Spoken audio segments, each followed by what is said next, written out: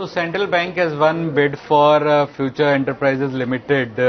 insurance stake, which is both in life insurance company and general insurance company is around 25%. So Committee of Creditors has given go ahead to Central Bank of India for this stake, but yet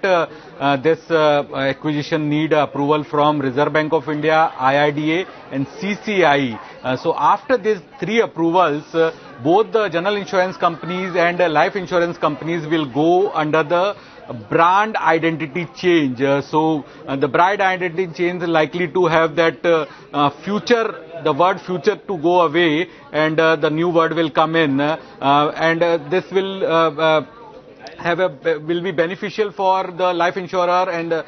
general insurance company, the Future Generali Life Insurer and Future Generali India, which is a general insurance company, because the Central Bank of India has a strong presence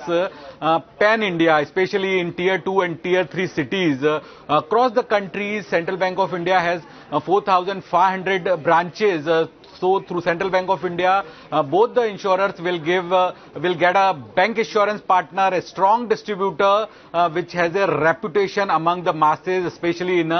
Tier 2 and Tier 3 cities. So as per our sources, the whole transaction, the brand identity change is likely to be completed in next 6 months, and the companies are waiting for approval from RBI, IRDA and CCI. So it will be a win-win for both the all three companies, Central Bank of India, Future Generali Life and Future Generali General, because both the insurers will get a strong distributor, will get a strong banker partner, and on the other side, after acquiring 25% stake in both the life insurer and general insurer, Central Bank of India will increase their presence in insurance sector.